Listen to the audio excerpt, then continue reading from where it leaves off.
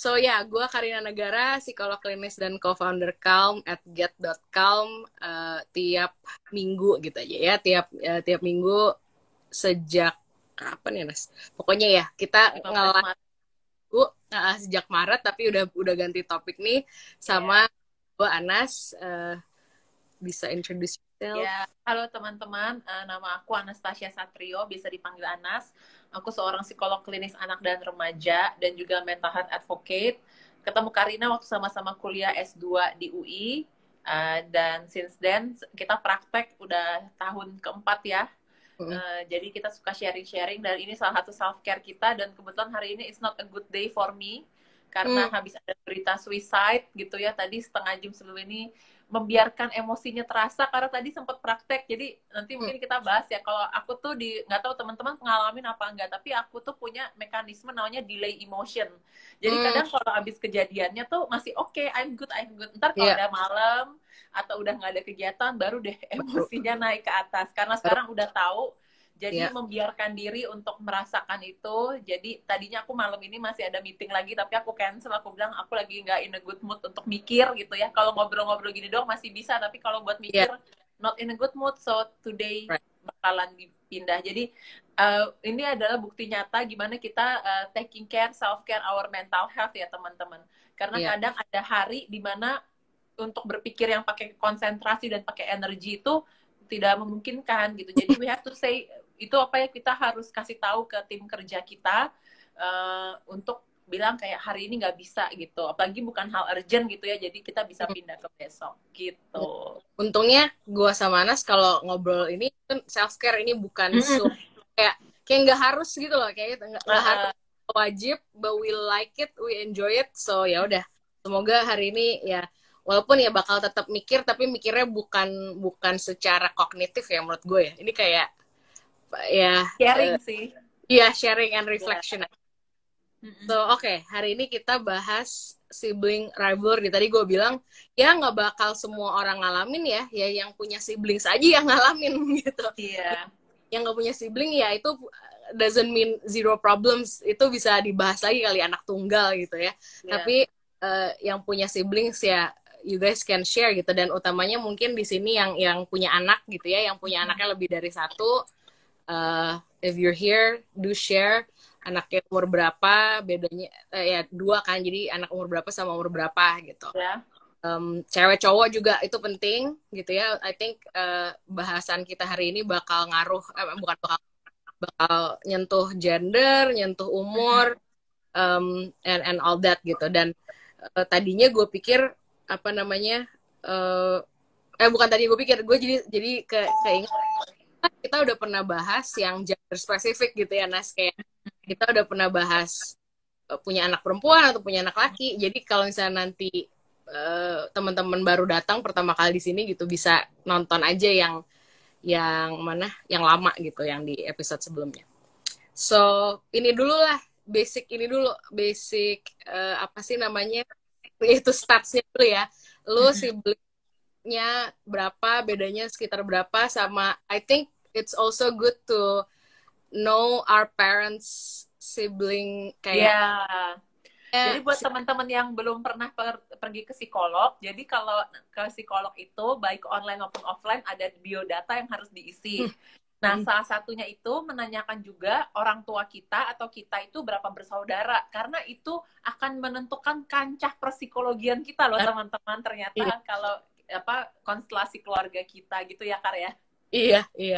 Iya, gue ya at least kalau misalnya kalau di Live Spring tuh mungkin pas misalnya kliennya anak, pas ditanya urutan kelahiran orang tuanya kayak cukup detail ditanya ya, gue lupa. Tapi kalau gue pribadi, gue cuma nanya, udah si ibu atau si bapak ini berapa dari berapa gitu, kayak anak keberapa dari berapa. Nanti kalau misalnya gue perlu tahu lebih detail ya gue tanya-tanya lagi. Tapi yang paling penting itu di klien utamanya sih, kayak misalnya si anaknya siapa atas bawahnya gitu ya, sama si ya kalau klien dewasa ya gue tanya tuh atas bawahnya si klien dewasa itu.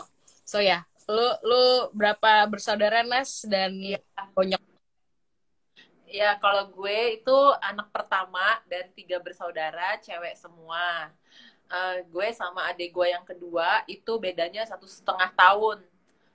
Jadi waktu gue umur 9 bulan, nyokap gue hamil lagi. Nah, sama adik yang kedua itu bedanya 8 tahun. Jadi hampir 1 dekade. Nah, kalau nyokap gue itu anak terakhir dari 6 bersaudara. Basically sebenarnya 10 bersaudara, tapi 4 di atasnya dia itu meninggal gitu. Jadi dia anak ke-6 gitu. Terus anak paling kecil. Kalau bokap meninggal kayak keguguran atau keguguran. Oke. Ya. Terus apa namanya, kalau bokap gue itu dari 9 bersaudara, dia anak ke-5. Jadi tengah-tengah. Cowok ketiga ya. Cowok ketiga. Ya, itu juga. So kalau gue biologically nyokap gue melahirkan 3 orang anak gitu ya. Cewek, bedanya 1,5-an lah kayak kalau setelah lahir ya. Tapi kalau nyokap jelasinnya, waktu si mama punya anak 1 nih, kakak gue yang paling gede, cowok. Waktu dia umur 6 bulan di dunia, udah hamil sama anak berikutnya gitu. Sama kalau nggak salah kayak kurang lebih kayak gitulah, entar dihitung deh, gue bingung. Habis itu pas kayak waktu anak keduanya yang di atas gue, kakak di atas gue, anak keduanya umur 6 bulanan di dunia gitu ya, udah lahir, terus nyokap gue hamil gue gitu. Tapi kalau dihitung-hitung sibling ya, I guess mostly it's them, tapi gue ada kakak sepupu 1 lagi yang di atas, yang lebih tua lagi dari si kakak pertama ini, yang dari kecil bareng banget, jadi kayak basically udah kayak siblings gitu. Jadi gue 3 cowok 1 cewek. Nyokap gue 7 bersaudara, 8 tapi ada yang meninggal. Jadi nyokap gue 5 dari 7 cewek terakhir. 5 dari 7 cewek terakhir. Dan itu super important karena apparently the other sisters, kayak ada 2 cewek lagi sih di nyokap gue, kayak apa ya, sering komen aja gitu ya, kamu cewek paling kecil gitu. So that means there's something there gitu ya. Bokap gue anak udah. Halo? Ya. Bokap gue anak tunggal. Ini ada yang nanya, tumben hari ini bukan Sunday karena kemarin nggak bisa. Kita nggak bisa. Sesimpel tapi nggak mau nunggu sampai minggu depan gitu. Iya. Karena kayaknya ada topik yang lebih menarik lagi kalau buat minggu depan ya. Okay. So that's us. And ya udah, let's just start again. Boleh dari your own experience, Nas, atau dari experience klien-klien kita gitu ya. Apa sih isu, nggak harus langsung sibling rivalry gitu ya, nggak. Pokoknya apa isu-isu yang berkaitan dengan siblings gitu, kayak yang lo observe atau dikeluhkan ke lo, atau ya lo alamin sendiri. Kalau yang gue alamin sendiri, karena bedanya sama adik yang kedua itu 1,5 tahun, jadi tuh gue ngerasa tuh nggak siap sebagai kakak, karena bedanya sedikit sekali. Dan mungkin nggak langsung dari bokap nyokap, tapi misalnya dari mbak di rumah, terus om tante keluarga itu sering banget tuh ngasih label kayak, kamu kan anak pertama, kamu harus ngalah dong, kamu kan gini. Jadi gue ngerasa nggak adil nih gitu. Jadi gue nggak tahu ini adalah kemampuan critical thinking sejak kecil atau anak lain juga merasakan yang sama, tapi gue selalu ngerasa gue kan nggak pernah minta punya adik, kenapa gue yang harus berkorban kayak gitu. Jadi itu perasaan gue dari kecil. Terus yang kedua, gue itu tuh nggak, sampai gue remaja, sampai umur 20-an, gue tuh sebenarnya nggak suka jadi anak pertama, karena gue tuh nggak suka suruh jadi yang pertama gitu. Karena nama gue kan A ya, Anastasia. Jadi di sekolah itu tuh selalu nomor urut 4, 5, nggak pernah lebih kurang dari 10 deh. Nah, karena mungkin dari kecil kan emang kecemasan tinggi, jadi kalau suruh nyobain sesuatu yang pertama nggak ada contoh tuh gue langsung cemas, terutama di pelajaran-pelajaran yang gue nggak jago, misalnya olahraga gitu. Jadi kalau suruh lompat, suruh roll depan roll belakang, gue kayak harus yang pertama, udahlah anak pertama namanya A kayak gitu. Bener. Jadi itu yang bikin gue males sih jadi anak pertama. Dan gue itu kayak entah karena baca novel teen lit atau gimana ya, gue punya fantasi, aduh gimana ya kalau punya kakak cowok gitu. Nanti mungkin Karina bisa cerita ya. Gue anak pertama yang merindukan dan berandai-andai, aduh kayaknya kalau punya kakak cowok tuh enak banget ya. Kayaknya ada yang melindungi gara-gara baca novel teen lit. Jadi gue tuh selalu bilang, gue pengen punya kakak cowok kayak gitu. Bahkan dulu pas nyari gebetan nih, Kar. Jadi gue selalu bilang, gue itu loh zaman gebetan kakak adik gitu. Terus gue bilang kayak gue mau cari kakak karena gue nggak suka jadi anak pertama gitu. Oke, wow. Lu bukan satunya temen gue yang merasakan itu kok. Gue nggak akan sebut merek ya, tapi kayak gue kayak oke, berarti itu bukan, berarti si temen gue itu gak aneh gitu karena I think it's a pretty common, apalagi mungkin kalau banyak cewek ya gitu. Jadi kayak yang nggak ada laki-lakinya sama sekali gitu.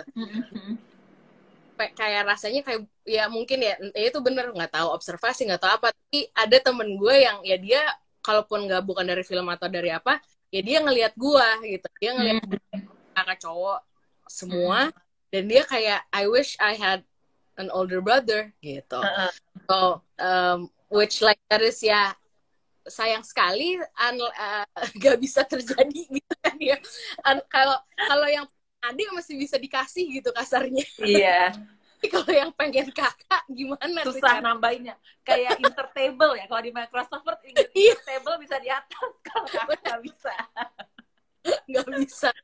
So ya ada juga tunas ternyata yang juga waktu tos. pengen kakak. Oke. Berarti ini si anak pertama ya, which is ya udah ini perspektifnya sama gue beda pasti gitu ya, karena gue anak paling kecil, cewek sendiri gitu ya. Jadi gue let me check gitu ya. Let me check if I ever felt any kayak sebel or anything gitu. Honestly kalau yang kayak tanpa dipikir terlalu lama, honestly nggak ada gitu ya, honestly ya gitu. Tapi gue inget kayak kalau yang sensasi nggak enak nih ya, justru memang, dan ini kan ya kalau gue udah pernah ngobrol di episode sebelumnya, bokap ya, at least bokap gue deh yang lumayan jelas ya, kayak bokap gue memang membedakan laki-laki dan perempuan gitu ya. Yang we've talked about this in the sense, I mean it's not always a good thing lah intinya gitu. Jadi karena gue dibedain, kakak-kakak gue sih sering komen kayak lu enak gitu. Ya, I guess mereka nanti gue cerita, adik-adik gue juga suka bilang kakak enak, nanti ada penjelasannya. Ya, gue kalau misalnya gue lagi mikir, gue pernah nggak ya kayak itu kayak apakah iri atau kayak I wish I'm you gitu, I wish I wasn't me in this urutan ya, maksudnya ya urutan lahir itu.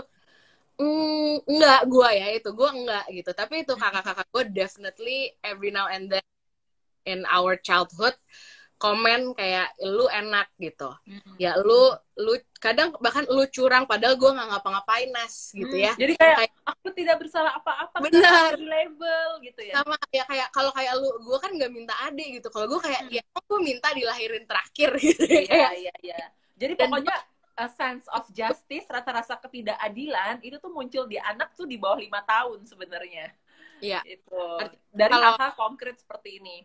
Kalau nanggepinnya nggak oke, ya konsep tentang fairness juga bakal terganggu, letoy gitu ya. Iya. Ya, kayak itu kalau gue kayak gitu, habis itu paling pernah pengen punya adik gak ya? Pernah, tapi ada satu momen paling sampai umur kayak 7 gitu apa 8 lah paling tua, terjadilah suatu momen di rumah gue lagi ada pesta lah gitu, makanya lagi rame banget. Terus ya udah kan anak-anak kecil yang cewek-cewek disuruh main di kamar gue dong gitu, banyak mainannya apa segala macam. Terus ya udah gue kan nggak selalu di situ, terus gue pergi, gue balik lagi, boneka favorit gue, boneka bayi-bayian yang bagus gitu ya, bukan bayi botak gitu kayak bayi gendut gitu, mukanya dicoret-coret pen, gue nggak tahu siapa yang coret. Wah, gue kayak gue nggak ada yang ngaku, of course gitu ya. Isinya ya ada sepupu jauh ada, orang gue kenal juga ada gitu. gue nangis, of course gue marah, dan gue langsung bilang gue nggak mau punya adik cewek. Gue langsung gitu, gue nggak punya adik cewek karena kan ya ini gue I never had to share my toys yang girl specific gitu ya. Kalau kan ya udah tuh cowok main bola bareng gitu. Kalau gue boneka, ya siapa yang share boneka, gue nggak ada. Makanya di momen itu gue kayak gue bukan langsung nggak mau punya adik, tapi aku nggak mau punya adik cewek. Kalau harus cowok deh, nggak apa-apa gue.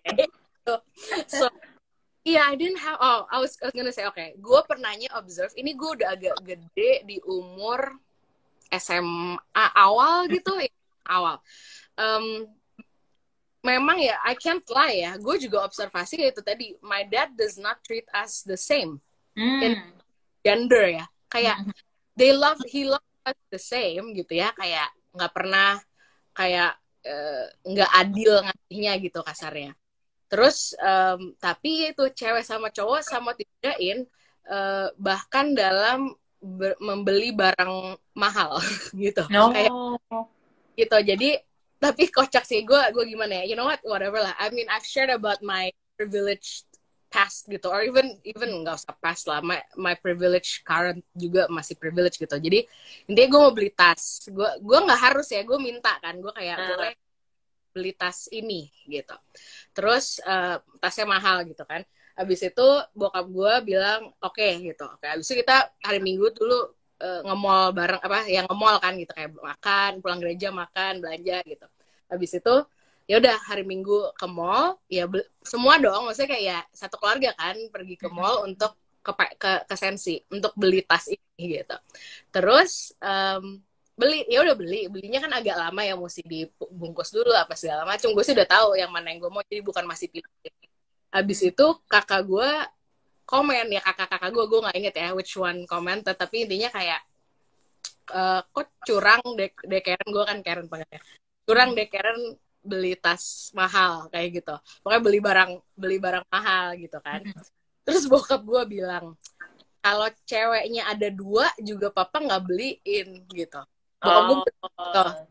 Jadi because you're the only one girls, daughters ya. Ya gitu. Jadi pokoknya gue juga nggak ngerti ya kenapa bokap gue. Well, and here's to be fair, ini my dad is an only child. Kalau yang tadi baru masuk, my dad is an only child. Di hidup dia nggak ada sibling rivalry gitu ya. Yeah. Jadi and I've noticed, ya ini agak pindah-pindah, tapi I've noticed at a lot of points in my life, buat dia berantem kakak adik itu nggak make sense gitu. Lu tuh kayak lu beruntung punya kakak adik, kenapa berantem gitu lah, kayak something like that gitu. Which like that I think about it, okay, kayak I mean dulu kalau digituin kita kayak iya, what do you mean ya berantem gitu kan. Tapi sekarang setelah gue gede dan gue mikir lagi kayak ya I guess that kind of makes sense, that it did not make sense to him gitu. Dia nggak pernah punya kakak adik untuk diberantemin, dan dia justru senang banget kalau rame gitu ya, kayak punya teman, punya apa, kalau berantem itu kayak lu gimana sih nggak bersyukur punya kakak adik gitu. Jadi I kind of get it, but anyway, ya bokap gue bilang kayak gitu ya, kalau ceweknya ada 2 apa nggak beliin. Abis itu ya pengimbangnya adalah ya kalian kan juga kalau ya guys buy shoes as well gitu, kayak bukannya kayak nggak belanja sama sekali kan gitu, bukannya nggak dibeli barang sama sekali gitu, tapi mungkin belum pernah ada yang beli satu barang semahal itu gitu. Padahal sebenarnya kalau diakumulasi juga barang mereka juga bisa lebih mahal dari barang-barang gua sih gitu. Terus gitu, and then sharing, what did we have to share? TV I guess ya.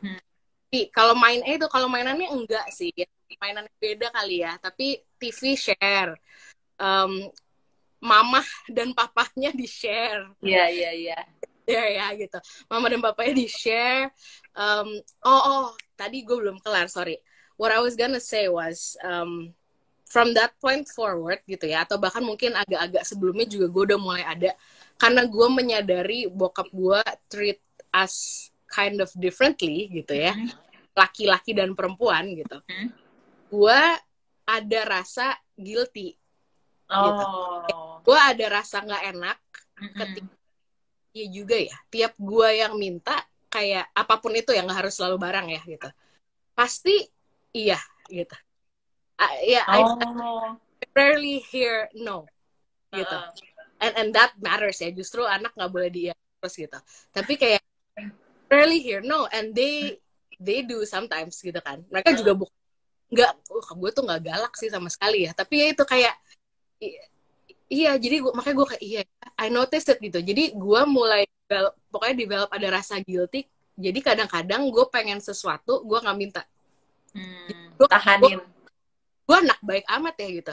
Sedangkan orang lain, abis itu gue ceritain gitu. Ini waktu masih kecil ya, muda. Gitu. Gue ceritain, mereka kayak, kenapa kan lu minta aja. Kan lu kalau minta buat apa lu nggak minta gitu. Gue kayak, gak enak, gue bilang kayak gitu. Gak adil, gue yang gitu justru kayak, gak adil. Gue minta selalu dikasih, mereka minta kadang gak dikasih gitu. So I don't know where that's from. I've not yet, maybe I'll find out tonight, but I don't know where that's from. But that's my siblinghood gitu ya. Rivalry-nya di mana ya, gue nggak tahu. Tapi let's go back to having to share parents gitu ya. Itu adalah komoditas utama yang resource sumber daya yang diperebutkan ya. Kan kakak dan adik mainan, oke lah, every now and then people fight gitu ya. Tapi honestly, let's get to the core of it. Kenapa ada sibling rivalry? Bukan mainan, bukan dasarnya bukan materi gitu. Dasarnya cinta papa dan mama gitu ya. Perhatian ya. Karena buat anak-anak perhatian, attention sama dengan cinta. Jadi kalau rasanya kurang perhatian, rasanya aku harus membagi sama saudara aku sama dengan aku gak dicintai sama papa mama. Dan itu yang gue alamin, Kar. Jadi gue tuh waktu mau adik gue yang kedua, adik gue yang terakhir tuh, maksudnya adik gue kan udah 2, adik gue yang pertama itu kan dia 6 tahun sendirian, anak terakhir. Jadi dia tuh kepengen banget punya adik gitu kan, pengen banget. Gue yang kayak gitu, yang kayak sampai akhirnya gue mau. Tapi abis adik gue yang kedua, gue yang kayak big no. Soalnya kan gue nggak tahu ya, zaman itu gue baru mulai ngeh. Jadi umur sekitar 8-10 tahun gue juga baru ngeh bahwa dari lingkungan luar keluarga inti, gue baru tahu loh ada perbedaan pemaknaan antara laki-laki dan perempuan. Karena ada omongan kayak gini, nggak mau punya anak lagi, kan anaknya cewek semua. Terus gue jadi baru mikir, apa yang salah kalau anaknya cewek semua? Dari situ gue baru tahu, laki-laki tuh diidam-idamkan ya, anak laki-laki. Tapi gue bilang, gue nggak mau punya adik lagi, gue nggak bakal mau ngurusin kayak gitu. Jadi gue udah sampai kayak anger gitu, kayak awas ya sampai punya anak lagi gitu, kayak gue nggak mau punya adik lagi gitu. Jadi cukup 2 dan cewek nggak apa-apa gitu. Jadi gue pengen halusinasi, pengen punya fantasi punya kakak cowok, tapi gue nggak mau punya adik lagi gitu. Right. Ada nggak teman-teman di sini, baik yang ya kalian sendiri atau ya I mean our audience, I guess mainly yang our main target adalah yang punya anaknya lebih dari 1 ya yang hari ini ya. Iya, aku anak pertama tuh, ada yang nanya. Iya, adakah komen-komen dari si kakak atau si adik gitu tentang kakaknya atau tentang adiknya gitu? I would love to know, karena ya kalau from me tadi ya, kalau from me personally itu tadi nggak ya, komennya 1 dari gue ada, dari kakak gue juga ada. Kalau gitu then we'll go to itu I think then I don't wanna analyze my brothers, jadi I'll just go to our clients ya, Nas gitu. Sorry, mau nambahin dikit, Kar. Tadi kan Karina sempat cerita soal barang. Nah, sebenarnya sebelum sesi ini, gue sama Karina sempat sharing baca artikel juga. Nah, dari pengalaman gue sendiri pas tadi Karina cerita, I remember kayaknya, maksudnya hal-hal baik yang nyokap gue lakukan di usia-usia SD, itu tuh adalah tepat gitu. Dimana walaupun gue sama adik gue sama-sama cewek, dan bedanya 1,5 tahun, kita selalu punya barang sendiri. Gitu. Jadi baju, tapi yang gue nggak suka dulu tuh suka dikembar-kembarin. Jadi begitu udah remaja nggak suka dikembarin. Tapi bahwa gue inget waktu Karina ngomong, yang keinget langsung di kepala gue adalah kita belanja pergi ke Mangga 2, beli dorongan bayi yang zaman tuh kan ada tuh mainan bayi. Nah, it's always, kalau Karina cerita, Karina coming from privileged family. Waktu gue SD tuh keluarga kita menengah lah, middle income gitu. Jadi kalau misalnya orang-orang beli mainan itu di Plaza Indonesia, nyokap gue selalu cari yang di Mangga 2 gitu, dengan barang yang sama tapi harganya lebih murah gitu. Nah, jadi gue happy banget bahwa gue punya troli dorongan bayi sendiri, adik gue punya sendiri gitu.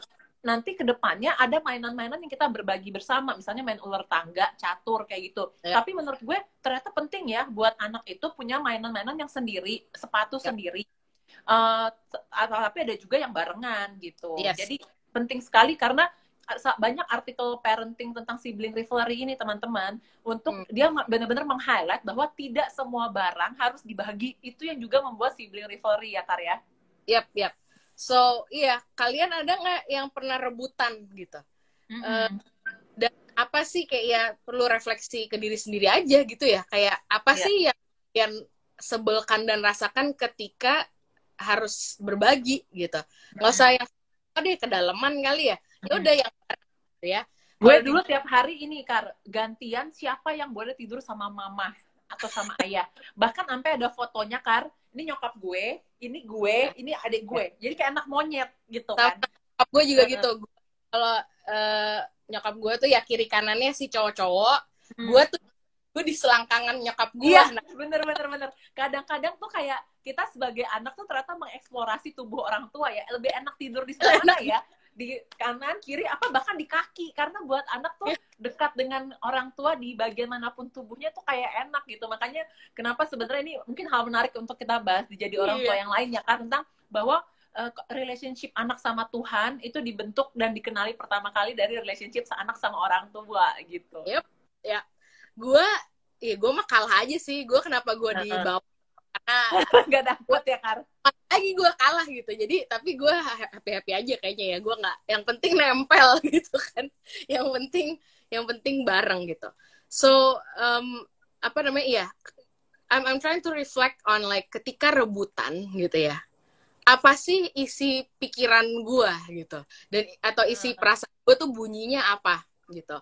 Dan iya, kita sering ngajarin sharing is caring gitu kan ya.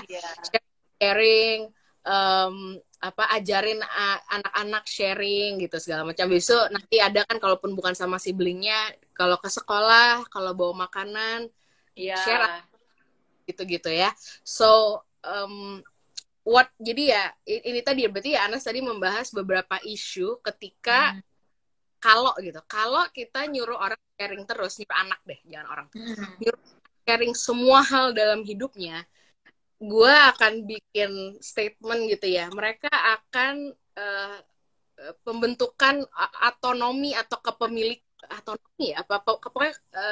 kepemilikan deh minimal, kalaupun bukan otonomi, akan goyah gitu. I will state that I think that's my, at least itu bukan prediksi tapi ya analisis so far lah, hipotesis dan analisis gitu, bahwa iya sih kalau lu disuruh sharing semua hal, jadi makanya jangan ekstrim ya guys gitu. Iya, 50-50 aja sebenarnya. Gue nyalain lampu dulu ya, gelap nih bentar ya. Punya pribadi, ada barang yang punya bersama gitu. Dan I think I'm really into personalized things, Nas, gitu. Iya. Bahkan sampai gue gede, walaupun gue nggak pernah ngalamin itu, gue nggak pernah harus rebutan kok. Tapi gue mungkin ya justru gue mau prolong that sense of this is mine, gitu. This is mine. I like it when it's mine. Yeah. When it's just mine. I don't mind if I have to share some things gitu ya. Tapi I really like it when it's just mine gitu. Coba nih, ada yang nanya, Kak Karina, karena sampai di usia sekarang masih tetap ada usaha untuk mengimpress orang tua. Masih ini mungkin dong. Ini bisa banget dibahas another time ya, karena ini menurut gue pas dari sibling rivalry gitu. Tapi ada juga yang nanya nih, Kar, pernah nggak sih diminta sama siblingsnya untuk menyampaikan sesuatu ke orang tua, mereka pengen sesuatu, terus kita yang suruh nyampein. Kalau gue yang ada, gue nyuruh adik gue. Sama waktu kecil. Tadi Nas gini loh, gue yang selalu disuruh Nas, karena itu tadi apalagi kalau ke papa gitu. Kalau ke mama kan, jadi anak kecil tuh dari kecil sudah bisa membaca nih, mana nih anak-anak yang kayaknya akan lebih diiyakan oleh orang tuanya. Iya. Jadi kita udah belajar diplomasi dan politik sejak kecil, teman-teman. Betul. Gue nggak notice itu si favoritism itu ya. Gue nggak notice, not really, until my brothers did that gitu. Until they kayak tadinya gue pikir ya sama-sama aja gitu, maksudnya kayak ya udah gitu. Yeah. Tapi until they comment kayak lu enak atau kayak kamu aja yang ngomong ke papa, sampai sekarang kamu aja yang ngomong ke papa juga masih sampai sekarang gitu. Kayak itu they observe. Apparently si bapak ini gitu ya, ini kan kan dua gitu. Kalau si mama mereka nggak terlalu suruh gue sih. Iya. Safe enough mereka and feel secure ya. Kayaknya ke mama bisa sendiri gitu ya. Go straight to her gitu. Tapi ya bokap gue itu kayak kamu aja, lu, which gue annoyed gitu loh. Kalau gue kayak ya inilah ya menurut gue ini triangulation ya Nas ya. This is not okay gitu. Kalau nggak tahu triangulation gue bahas deh, tapi bisa di Google just in case we forgot. Intinya tapi, kita nggak belajar apa straightforward ya gitu, apalagi di budaya Asia dan Indonesia yang seringkali marahnya sama siapa, ngomongnya sama siapa, itu bikin nggak secure teman-teman. Jadi kita harus straight sama orangnya, keselnya sama siapa kita ngomong. Dan itu aku baru belajar pas udah gede. Ini ada yang bahas soal kamar nih Kar, gimana kalau sama Karina?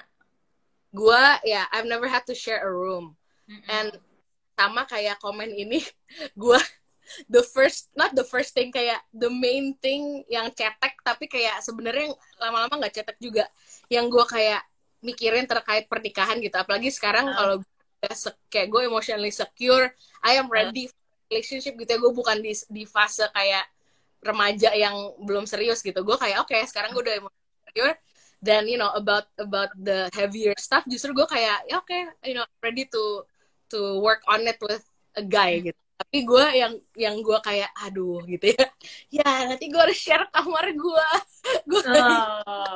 Oh my god, ini persis banget kayak yang ditulis Kar. Dia baru ngalamin kakaknya menikah, punya kamar sendiri, jadi sekarang mikirin berbagi kamar tuh nggak enak. Aduh, gue juga. Jadi kalau gue sama adik gue tuh ada fase kita kamarnya bareng, tidur sama orang tua. Terus adik gue itu yang pertama kali umur 7 tahun minta kamar sendiri. Jadi kalau ada orang bilang anak pertama itu lebih dewasa, lebih mature, di pengalaman gue, adik gue yang lebih mature gitu, lebih berani sendiri gitu. Terus dari dia mulai punya kamar sendiri, terus abis itu kita punya kamar yang ranjang atas bawah. Iya. Ranjang atas bawah, terus ranjang yang pakai tangga, sampai akhirnya kita punya kamar masing-masing. Dan setelah aku belajar menjadi psikolog anak, ternyata sepenting itu guys, anak punya kamar sendiri, karena itu simbolisasi anak belajar punya personal space. Mau dirancang kayak apa, terutama begitu masuk preteen ke remaja, they need to have a personal space. Nah, makanya mau nggak mau nih kondisi psikologis itu sangat terkait juga dengan kondisi ekonomi. Untuk anak bisa punya kamar sendiri, berarti kan orang tuanya harus punya cukup kondisi finansial di mana memungkinkan ada beberapa kamar. Dan itu ngaruh banget ke pemaknaan psikologis anak. Jadi sangat-sangat penting anak di usia remaja punya kesempatan untuk dekor kamar sendiri. Aku udah 3 kali mendekor kamar sendiri. Terus juga dia pengen taruh apa di kamarnya. Dan begitu remaja, aku sama adikku tuh beda banget. Dan itu juga bikin sumber konflik pas kita masih satu kamar. Karena adikku lebih rapi, aku berantakan. Dulu aku kalau ngambil baju ditarik, dia yang beresin. Jadi dia kesel kayak gitu. Jadi itu hal-hal yang penting banget sebagai orang tua kalau kita mau belajar memberikan secure emotion base ke anak adalah memberikan kamar sendiri buat anak.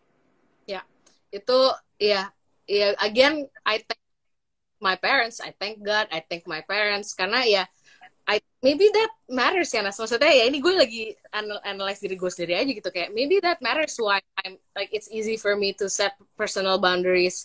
It's easy for me to set tahu apa yang boleh, apa kan ya udah gue pribadi at least ya nggak tahu kakak gue nih gitu kan, karena mereka for a while sekarang sih udah kamar sendiri semua gitu. Maksudnya sejak I think SMP ke atas sih udah definitely yang cowok-cowok juga nggak bareng gitu. Tapi gue sih dari nol juga gue sendiri selalu gitu. Dan and ya udah, jadi justru mungkin makanya kayak konsep kepemilikan yang kayak sharing I guess lebih susah buat gue maybe gitu ya. Tapi setting healthy personal boundaries gue nggak ada masalah sama sekali gitu. Karena it only makes sense to me that this is mine and you don't come into my space unless I let you gitu. Jadi kayaknya ya gue sih berterima kasih sama bapak ibu gue ya, karena menurut gue ini adalah skill yang berharga dan penting buat manusia dewasa gitu, mampu setting emotional boundaries gitu. Nah, Yes, karena gue punya masalah.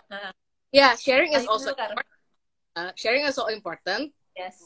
But I think right now this other one, at least ya orang lebih banyak yang nggak bisa set emotional boundary, healthy personal. Kenapa Nas? Kalau lu isunya gimana? Gue itu, jadi dulu sebelum ngerti soal emotional healthy boundaries dan psychological boundaries, gue adalah orang yang violating boundaries itu ke adik-adik gue. Jadi gue nggak tahu kenapa ya, tapi gue tuh jadi ngerasa, apakah karena gue ngerasa gue victim ya? Jadi gue ngerasa boleh dong gue pakai baju adik gue, boleh dong gue pakai sepatu adik gue. Dan dulu tuh kayak susah banget untuk bilang, padahal adik gue tuh sesimpli kayak bilang aja. Atau ada perasaan senang kalau pakai, kayak suka menjajah orang lain gitu loh, kayak senang aja pakai barang adik nggak bilang-bilang, nanti mereka marah. Sampai suatu kali tuh drama besar di mana karena ukuran sepatu gue sama adik yang paling kecil tuh yang sama, kalau sama adik yang tengah tuh beda ukurannya. Jadi gue pakai sepatu dia, terus dia marah. Terus sampai dia keluarin semua sepatu dia dari rak, terus dia gini, sekarang Kak Anas pilih aja mau pakai sepatu yang mana supaya kita nggak pakai, sampai dia ngasih loh sepatunya dia, terus dia bilang tapi jangan dicampur kayak gitu. Nah mungkin itu salah satu sign selain masalah emosi, sebenarnya tuh signs of ADHD kayaknya gitu, karena gue agak susah memahami social cues barang orang sama barang gue kayak gitu. Jadi dan sampai adik gue marah segitunya, gue baru ngeh, oh iya ternyata ini penting ya buat orang lain kayak gitu. Kalau kita mau fitness yang sekarang punya anak nih gitu ya, menurut lo balance idealnya gimana tuh yang terkait kepemilikan ya, kayak concrete ideas nggak on how see about sharing and like personal space and personal belongings itu gimana konsepnya menurut lo? Maksudnya konkretnya. Menurut gue sih kayaknya dari obrolan hari ini tuh 50-50 ya, bahwa tetap ada yang 50% tuh milik sendiri ya. Apalagi barang-barang sekolah, dulu kita nggak pernah sharing. Semua punya tas masing-masing, tempat pensil masing-masing kayak gitu. Paling kalau di rumah tuh ada area yang misalnya pensil belum dipakai, bolpen atau penghapus itu kayak ada stationery-nya, tapi kalau udah belonging masing-masing tuh masing-masing. Terus kayaknya isunya tuh setelah remaja itu kan kayak barangnya adik lucu ya, adik gue juga sama, barang kakak lucu ya gitu. Jadi sebenarnya kayaknya sih yang kita perlu bangun juga permission ya, ask for permission ya, ask for consent. Karena kalau kita mau ngajarin respect kan harus dimulai dari barang-barang sehari-hari. Atau sekarang nih di rumah kalau ada makanan siapa yang beli, kita tanya ini boleh dimakan nggak gitu. Karena udah pernah ngalamin adik gue yang beli atau adik gue yang pengen makanannya dimakan, nangis. Kadang-kadang kan hal-hal gitu bikin drama di rumah ya. Karena itu penting loh, itu barangnya orang lain. Dan ini kayaknya nanti akan berguna pada saat kita punya pasangan. Karena walaupun sedekat apapun kita sama pasangan, dia tetap individu, kita tetap individu. We have to respect and ask permission. Boleh nggak ini dibuka? Boleh nggak ini diambil? Kayak gitu. Tadi juga ada Weni bales ya. Kalau Weni karena anak tunggal malah senang pas bisa sekamar sama sepupu. Jadi kuncinya kan orang-orang suka bingung nih, ini jadi parenting tuh yang bener yang mana ya? Itu bukan soal benar atau salah, tapi tadi kesiapan anaknya. Kalau anaknya pengen tidur bareng sama saudara, itu kan jadinya happy ya. Tapi segala sesuatu yang dipaksakan, segala sesuatu yang anaknya belum siap, kayak saya belum siap punya adik lagi, saya punya adik, itu jadinya berat banget perjalanan ke berikutnya. Makanya kalau teman-teman perhatiin, hampir semua psikolog anak itu akan saranin anak pertama tuh disiapin dulu sebelum punya anak. Jarak ideal itu minimal 3 tahun ke atas, walaupun kalau 3 tahun di Indonesia agak berat, karena nanti satu masuk SMP, satu masuk SMA ya, uang pangkal mahal. Tapi terus juga gimana sejak adiknya dalam kandungan tuh diceritain anaknya belajar punya boneka, terus nanti belajar nyiapin barang-barang bayi, terus nanti kalau adiknya lahir dia dijadiin tim, tolong dong kak bantuin mama ambilin bedak adek, tolong dong ambilin mama minum. Jadi dia harus dilibatkan, dan kuncinya itu sebenarnya ada waktu one on one, tetap sama anak pertama, anak kedua, anak ketiga gitu. Ya, kalau dari gue tambahannya gini, ya itu tadi ya, mungkin gue karena I notice in myself, I really like personalized things. I like it when something has my name on it gitu. So, ya udah, menurut gue punya anaknya lebih dari satu, clear dari awal. Barangnya tadi barang siapa punya siapa, barang mana yang bersama. Yang barang bersama nggak ada nama lah ya, barang bersama. Private boleh sih dinamain menurut gue gitu. Jadi jelas siapa harus minjem ke siapa, harus bilang ke siapa, kalau kalau mau minjem gitu. Iya. Jadi I would say apalagi yang satu gender ya gitu, kayak cewek sama-sama cowok, barangnya mirip apa segala macam, pakai nama lah gitu. I don't think that's too hard to do. I don't think gitu ya. Nggak harus keren beli stiker apaan kok, pakai spidol permanen aja juga cukup gitu. Jadi dan ajarin si anak ini ya, menurut gue dari awal tuh gini, dari awal mereka sudah mulai berapa ya, let's say umur 5-ish, 6-7 gitu, I don't know, I'm not sure. Dimana menurut caranya itu di awal, bukan kayak udah berantem dulu baru dikasih solusi. Kayak kalau kayak gitu kan memang ya, udah mau nggak ada pilihan lagi ya. Bisa ya, jadi ternyata mengurus anak tuh menurut gue kayak pesepak bolaan. Kita harus damage control dulu gitu. Kita harus antisipasi. Betul. Gitu. Jadi di depan bilang, oke, ini kalau ini barang punya kakak, ini barang punya adik, itu punya kalian. Kalau mama mau pinjem aja, mama harus bilang gitu. Itu juga si mama papa menurut gue ketok pintu tuh penting ya, karena penting. Bukan hanya si kakak kita ngajarin anak-anak ketok pintu. Kalau bapak ibunya nggak ketok pintu, excuse me, who do you think you are? Well, if I ask that, the parents will say this is my house, but this is my room though. Itu salah satu pertengkaran gue menyokap di masa remaja, karena gue walaupun waktu itu belum ngerti soal ilmu beginian, gue udah ngerasa kayak, ini kan kamar Anas, masuk mesti ngomong dong, jangan asal masuk. Nyokap gue bilang, ini rumah mama gitu. Tapi itu lama-lama nyokap gue belajar, dia mesti ngetok pintu. Nah, gue juga ke adik gue juga ngetok pintu, karena kan penting ya buat personal space. Nah, yang ini juga terkait nih, Kar, adalah body consent. Jadi sebagai orang-orang di rumah, kita itu kalau mau mengajarkan anak respect sama tubuhnya, apalagi sekarang makin banyak kasus pelecehan dan kekerasan seksual, apa yang bisa kita lakukan di rumah selain mengenalkan nama-nama penis dan vagina dan mengajarkan bagaimana menjaga kebersihannya, kita itu tanya, boleh nggak dicium? Boleh nggak dipeluk? Dan waktu anak bilang, nggak mau, we have to respect. Kadang-kadang di Indonesia kalau anaknya masih kecil kayak apaan sih sama mama atau papa sendiri gitu kan, atau kayak kenapa nggak mau, terus kitanya baper. Kalau kita menyadari bahwa yang kita asuh ini adalah anak manusia, a person is a person no matter how small. When they say no, we have to respect. Paling kita bisa bilang gini, pakai iMessage ya, mama ngerasa sedih nggak boleh peluk, tapi nggak apa-apa deh, mungkin besok mau. Jadi itu membantu dia tahu no means no and my body is my property gitu. My body is my right. Gue sih ini sih penting banget buat gue, dan I do this to my niece even gitu. Kayak kalau yang kenal gue dan tahu gue deket banget sama ponakan-ponakan gue, sebenarnya kasarnya kayak gue nggak minta izin juga dikasih gitu ya. But no, I still do. I still need to minta izin gitu. So apalagi ya, bentar, concrete tips untuk apa sih si property and belonging and whatnot gitu. Ya ini aja clear. Oh, kalau gue gini, kalau barang bukan punya gue jelas gitu ya, itu minta izin.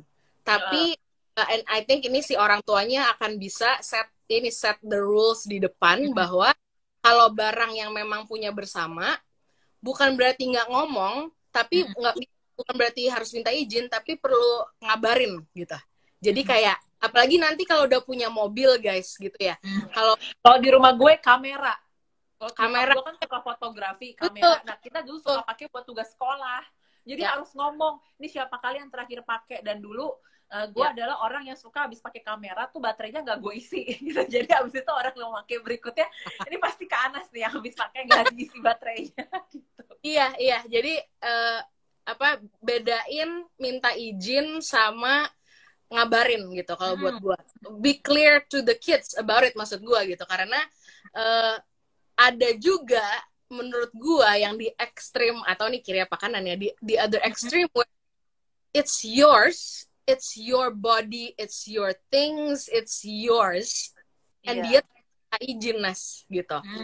To me that is unhealthy juga gitu. Kayak punya lo nggak? Segala yang terlalu itu tidak baik menurut Roma Irama ya. Jadi dalam parenting nggak boleh ekstrim kiri, nggak boleh ekstrim kanan. Betul gitu. Jadi kalau barang sendiri dan bukan punya lo, nggak boleh nggak harus minta izin dulu. Kalau nggak boleh harus maksudnya harus nurut gitu kan ya. Ya diajarin lah gitu intinya. Mama papanya juga harus mengikuti peraturan itu. Lalu kalau yang barang bersama, make it clear apa aja yang barang bersama dan apa saja itu. Makanya ada me time, we time. There's me time yang mama sama A, mama sama B, papa sama A, papa sama B. Itu beda-beda semua, sama ada papa mama dan dua-duanya, which is everyone. Lalu ada papa dan anak doang, mama dan anak doang. Itu semua oke loh. Mungkin kayaknya Indonesia susah konsep itu, Nas, karena terlalu komunal, terlalu kolektif menurut gue ya gitu. Iya, makanya kuncinya jangan punya banyak anak, guys. Kalau nggak punya banyak anak, ini lebih gampang dilakukan dan lebih sehat mental buat anaknya. Karena kayaknya it's not logical, is it not bukan logical ya. It sounds weird to a lot of people I know gitu ya, yang gue tahu, gue ngasih tahu ini loh perlu kayak gini-gini gitu. Mereka tuh responnya kayak bukan nggak paham, tapi kayak tuh ya gitu. Kayak, nah, kalau gue kan ini emang konsep baru, gue sendiri kayak baru 2-3 tahun terakhir tahu tentang special time dan one on one ini. Terus gue kasih taunya gini, kita kalau dulu punya gebetan, pengennya tuh pergi bareng teman-teman atau pengennya one on one, special mana? Nah, exactly. Anak kita kan budak cinta nih, bucin ke orang tuanya. Jadi kalau selalu digabung terus kayak nasi padang dibarengin, nggak terlalu ngisi banget gitu. Dan dari klien-klien yang udah melakukan ini, jadi aku selalu kasih testimoninya dari klien-klien saya, Bu, atau Bapak yang udah ngelakuin one on one, begitu 30 menit dikasih waktu one on one sama orang tuanya masing-masing ya, itu abis itu mereka anaknya lebih mudah diatur, lebih mudah dikasih tahu. Jadi kita mesti kasih tahu benefitnya dengan one on one time ini. The power of one on one time is really really powerful. Good tip, gue kasih tahu bukannya kayak harus gini, tapi kayak kalau begini nanti bakal gue ya. Oke. So, tadi gue mau bales pertanyaan. Ada yang nanya soal favoritism nih, penting nih, Kar. Oke, ntar ya. Ini gue mau balas dulu yang ini singkat sih harusnya. Sebagai anak pertama nih dia, kenapa sih mostly ada perasaan harus bertanggung jawab sama saudara sekarang dan in the future? Singkatnya itu Bapak Ibu lo yang mengkondisikan, mendoktrinasi, programmingnya begitu, mengkondisikan sehingga begitu gitu. So, padahal nggak harus sebenarnya. Mereka juga ya karena komunitas, karena itu ya it's the norm gitu ya. Padahal enggak kali gitu, kasarnya gini. Padahal ya kali anak kecil dikasih tanggung jawab ngurus anak kecil lain, itu kan nggak logis. Kalau jelasin kayak gitu ke orang tua juga mereka kayak bakal iya juga ya gitu. Tapi ya well, in their head, in their normal, like the way they see it, ya kakak ini adik dong, itu siapa yang bikin peraturannya? Enggak. To me, kids, mereka itu posisinya sama gitu, kayak maksudnya mereka sama each other deh gitu ya. Kalau orang ya sama posisinya, tapi kalau anak ke anak itu sama in that kita tuh teman seperjuangan gitu. Yes. Kayak kenapa berlomba beda gitu. Kita kompetisi beda rasanya gitu. Sedangkan kalau kita bareng, kita estafet bareng gitu. Kita lari bareng. Kalau gue capek, lu dulu boleh. Kalau gue capek, kalau gantian itu oke, tapi kan lawan gitu ya. Dan gue inget dari gue umur 10 tahun dan gue lebih sering lagi pas SMP, gue protes soal ini, Kar. Gitu. Jadi gue bilang sama nyokap gue, Mah, kenapa ya kalau mama keluar rumah, mama mesti bilang titip adek ya, Kak. Kan ada mbak di rumah. Jadi itu, gue udah ngerasa nggak nyaman dengan burden menjadi anak pertama yang harus dititipin adek. Padahal mungkin buat nyokap gue tuh kayak kalimat otomatis ya, karena tinggal di budaya komunal, kayak, Kak, mama mau pergi dulu titip adek ya. Buat gue tuh uneasy gitu. Jadi, itu buat gue nggak nyaman banget, dan gue juga makin kayak padahal di rumah ada mbak loh, ada orang dewasa lain, karena di otak gue sebagai anak harusnya anak kecil dititipin ke orang dewasa, bukan sama kakaknya gitu. Jadi since that time nyokap gue belajar untuk nggak ngomong kayak gitu lagi kalau keluar rumah, karena gue ngerasa tiap orang bertanggung jawab sendiri sama dirinya. Tapi again, karena ini udah indoktrinasi dari kecil. However, pas nyokap bokap gue keluar kota aja kayak berapa minggu lalu nih, jadi udah sama-sama dewasa. Gue sama adek gue juga tinggalnya udah beda rumah. Tapi somehow jadi ada pemrograman, oke, gue harus tanya ini adek gue lagi gimana, lebih daripada biasanya, karena bokap nyokap gue lagi out of town. Jadi itu tuh segitu loh powerfulnya kata-kata orang tua. Iya, iya. Sibling, tadi favoritism apa, Nas, pertanyaannya? Gimana kalau dari Esta nih, Kak, kalau sampai remaja ada aksi fisik karena adik nggak respect sama sosok kakak.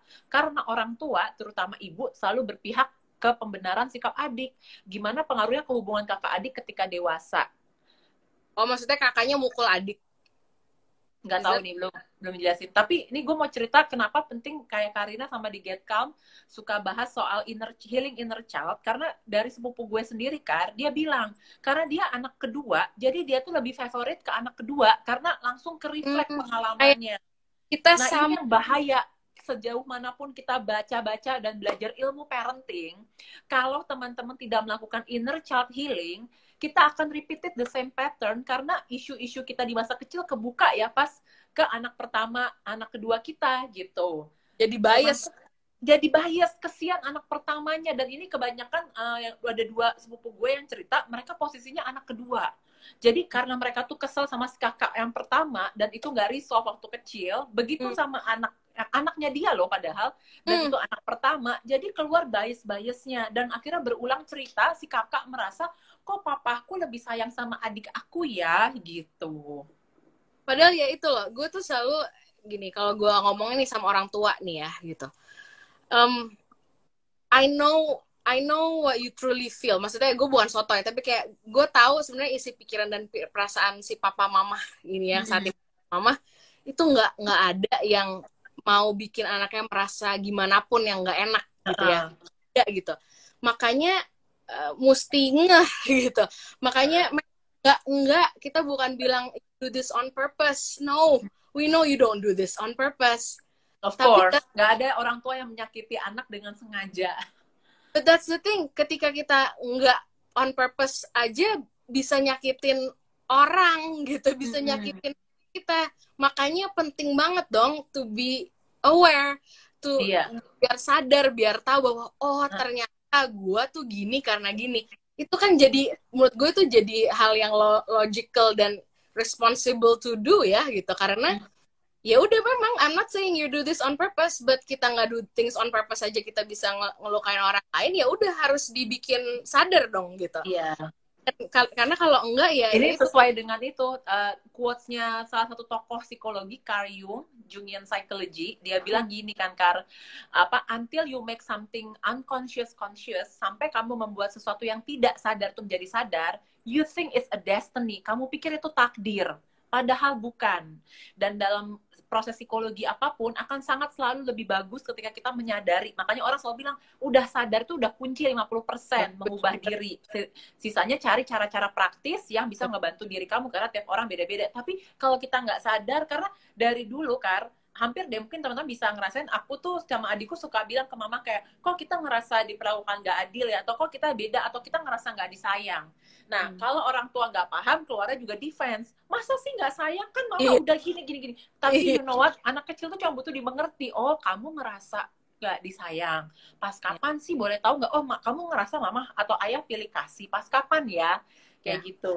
Dan ini lebih jadi mekanisme yang menarik, karena nyokap gue kan anak terakhir.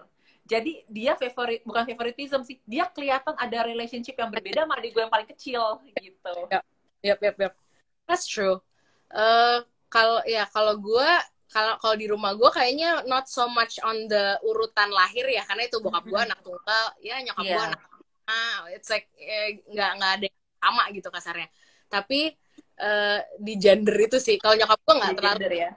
Kalau nyokap gue mungkin kalau yang orang bisa enggak tuh, actually you know what, my mom is a woman and I'm a woman, tapi komen mama, ya kakak-kakak gue aja deh, gak usah orang, atau ya orang atau kakak-kakak komen mama lebih sayang sama gue loh, kayak jadi it's not like to her gender isn't a, I don't know, it's not a thing for her, maksudnya kayak ya I love my kids same, nggak ngaruh gendernya gitu.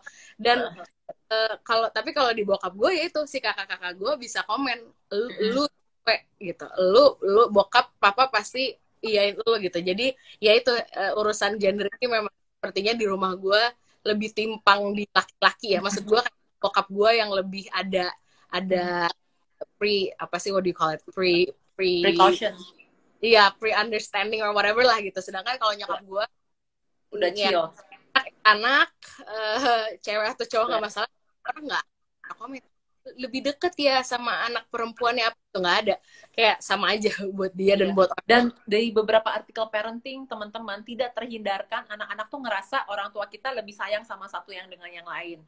Maka tugas kita, otak anak tuh bukan otak rasional dan logika loh, otak anak otak emosi. Jadi kita kayak teknik marketing aja. Oh, kamu ngerasa kayak gitu sama si kakak. Oh, kamu ngerasa gitu sama si adik. Karena sangat penting demi kesehatan mental dan demi keberlangsungan hubungan mereka sampai dewasa. Bahkan sibling rivalry dari penelitiannya itu sangat mempengaruhi nanti pilihan karir, dengan siapa dia akan berumah tangga. Jadi penting buat anak mendapatkan persepsi dan pemahaman dan rasa orang tua saya support saya. Gitu. Karena seringkali no matter what, karena seringkali di budaya Asia nih kan, gue sering denger ngomong gini, pas sama kakak ngebelainnya adik, pas sama adik ngebelain kakak, padahal kan si anak ini yang butuh tahu, lu belain gua gitu. Jadi itu jadi orang tua pasti akan konsolidasi, misalnya abis ada konflik di rumah, terus diajak ngomong satu persatu. Nah, setiap anak itu harus dapat perspektif bahwa orang tua gue tuh ngerti posisi gue, tapi misalnya yang gue lakuin is not the right thing to do, karena kalau kita saling sayang, kita tidak menyakiti, tidak ngomong kata-kata kasar, tidak nendang, tapi kamu kesel itu valid gitu. Nah, itu bisa satu skill sendiri tuh ngajarin orang tua buat ngomongin kayak gini ya. Ya. Ini I hope we can stick a bit more ya. Ini good question nih. Gimana dengan prestasi somehow di Indo kayaknya prestasi akademis juga jadi this thing yang bisa memicu rivalry ya. Bener banget sih menurut. Kalau gue dan sedih banget sih. Dan bahkan bukan cuma dilakuin orang tua, tapi guru-guru di rumah, guru-guru di sekolah yang tahu ini kakak adik. Aduh, sedih sekali. Kamu gitu-gitu. So, ini deh, I'm not, biar nggak terlalu lama, gue nggak mau cerita, bukan nggak mau, sekarang belum cerita terlalu banyak tentang contoh di hidup gue gitu ya, tapi gue udah masuk ke ininya aja, ke yang menurut gue ideal gitu. Maksudnya kayak this is what the parents do gitu. Faktanya memang nggak semua kecerdasannya sama gitu ya. Dan itu gue validasi di caption gitu, bahwa ketika ada satu anak yang lebih menyenangkan gitu kasarnya, kita akan ada reaksi yang natural untuk kayak gitu. Which includes grades gitu kan, which includes ketika satu anak nilainya 100, anak satu lagi nilainya 50, otomatis nggak mungkin lah, gue sih realistis aja, kayak nggak mungkin kita line up dulu ke yang 100 gitu, maksudnya kayak cool, it's like 100 gitu. But to me gini, kalau gitu mesti makanya aware tuh, harus banget gitu ya, aware bahwa jangan lupa ini ada anak satu lagi yang udah mau dibilang nggak sepinter yang ini gitu. Dan bayangin sakit hatinya itu kalau buat gue itu, I hope it'll work ya. It'll work for me, I think, karena I cry for people's like inner child now gitu. Jadi gue akan mikirin before I say anything di depan semuanya yang dua-duanya dengar gitu ya. Gue akan filter and hati-hati banget sama komentar gue, karena ada satu lagi yang kalaupun gue bukan merendahkan dia gitu ya, gue nggak bilang sih, misalnya nih 2 anak, 100, 100, 150. Walaupun gue nggak bilang ke si yang nilainya 50 kamu payah gitu, gue nggak, kadang anak nggak perlu dikatain kayak gitu untuk anak dia payah. Ketika si orang tua komen kakak, misalnya kakak ya, hebat gitu, nggak ada menghina yang 50 gitu ya. Tapi langsung kerasa ya. Ya namanya anak kecil gitu, makanya gue tipsnya gue gitu ya, bukan nggak boleh memuji si kakak ya atau si anak yang nilainya lebih bagus ya gitu, boleh, tapi just be aware of the when and gitu. You don't have to say it in front of the other kid. Atau ini, bahkan anak-anak tuh nyadar kalau siapa yang diceritain di pertemuan keluarga, wah sakit loh. Dia akan tahu setiap kali pertemuan keluarga, Mbak Anas, yang selalu diomongin tuh adik saya atau kakak saya. Saya nggak pernah diceritain karena saya nggak dari sekolah favorit. Wah, itu sih merasa nggak diterima banget sih. Dan selain masalah nilai itu sebenarnya juga pada anggota keluarga atau adik atau kakak kita yang kondisi fisiknya beda. Jadi adik gue itu kan asma dari kecil, alergi parah ya. Jadi dia yang bolak-balik ke UGD. Jadi kita udah tahu nih, pasti perhatiannya akan berbeda karena kondisi fisik berbeda. Apalagi misalnya kita punya saudara yang ada kebutuhan khusus, misalnya dia ada autisme atau Down syndrome, itu juga dinamika siblingnya menarik sekali karena lebih konkret, lebih kelihatan lagi. Oh, we treat in a different way. Orang tua kita expect-nya berbeda. Kadang-kadang orang tua lebih sayang, lebih kasihan, lebih gampang kasihan sama yang lebih lemah. Baik lemah fisik maupun lemah kondisi kebutuhan khususnya. Dan itu kebawa sampai dewasa sih. I think you can work that on with your psychologist karena itu kebawa sampai dewasa. The feelings of not being understood-nya. I mean, movies is how I do my self-care, tapi movies juga is where I learn so many things ya. Jadi I will say, silakan kalau mau paham lebih, bukan paham, kayak lebih mau belajar empati, gue gitu aja deh. Ini tujuannya, gue saranin teman-teman nonton buat belajar berempati sama siapapun dalam dinamika keluarga yang kalian perlu belajar untuk lebih berempati ya gitu. Jadi yang khusus siapa gitu. Jadi nontonlah, nanti kita cerita tentang hari ini. Sama kalau yang tadi urusan special needs, nonton Wonder. Itu film menurut gue bagus. Gue kayak yang gue amazed dari film itu, yes, the kid is, he's special needs and like it's extreme case gitu ya. Tapi gue lebih appreciate pembuat filmnya karena bikinin sisi kakaknya. Gitu. Oh, ada juga film tentang yang si saudaranya kena kanker. Apa ya judul filmnya? Itu Sisters. Apa? Sisters Keeper. Iya, Sisters Keeper. Kalau itu menurut gue itu juga silakan ditonton, silakan sesak napas dan nangis gitu ya, sedih. Sampai ingusan nangisnya. Iya, tapi itu extreme case menurut gue karena memang kayak si anak ini yang terakhir ya. Ya ini spoiler, tapi ya just watch it gitu. Anak ini memang kasarnya dibuatnya emang menurut gue udah nggak etis gitu. Iya. Ya, jadi itu extreme case, tapi ya udah, that kid is still human. Even if you know why you let her come into the world, it's weird. But ya udah, nonton aja, itu juga ditonton sih. Itu bagus banget. Dan gue nanganin juga kasus di mana membantu si kakak grieving adiknya meninggal gitu. Jadi kakaknya waktu itu umurnya 4 tahun, adiknya dari lahir tuh emang kondisinya nggak oke, masuk ICU terus meninggal. For a 4 years old kids, understanding kematian, death and grieving itu prosesnya luar biasa. Jadi masalah tantrumnya parah, tapi setahun waktu itu kita play therapy itu ngebantu dia untuk bisa healing her own self. Jadi ternyata kehilangan siblings itu juga penting loh untuk kita notice, dan anak kita perlu dibantu sama ahli karena kita sendiri aja lagi berduka ya gitu. Wah, itu gila sih, itu gue wow, good for you, Nas. Thank you temenin that kid, because wow, itu pasti berat banget buat dia. Apa gini, mungkin we can go to the adulthood karena gini, I think perlu, yang sekarang pun anaknya masih cimit-cimit gitu ya, kayaknya perlu ditahu kalau nggak gini dan nggak gitu, ekstrem gini ekstrem gitu. Oh iya, dan efeknya di masa dewasa apa ya? Kayaknya memang belum tentu besok ya gitu, belum tahun depan ya gitu. Iya. Dampaknya udah gede bapak ibu gitu, kayak bro sis gitu, and it's not fair that they have to carry, these adults gitu, they have to carry the burden that you did gitu, kayak padahal harusnya nggak begitu gitu. Jadi apa ya, gini, dampak-dampaknya tuh I've observed in adults. Sekarang gue observasinya adults gitu ya. Apa ya, kompetisinya tuh tadi Anas sih udah nyebut mikirin karir gitu ya, segala macam. Masih ini ya, kayak mungkin orang tuanya, bisa jadi orang tua udah nggak ada loh padahal gitu. Orang tua udah nggak ada. Pemrograman di kepalanya masih masih ikut. Kayak masih ini orang ini gitu, which is kakak atau adik nih. This is my competition, which is my competitor. Iya, kayak it's sad gitu, kayak padahal bukan, tadi gue bilang bukan, guys, apalagi yang udah gede nih ya, bukan kok.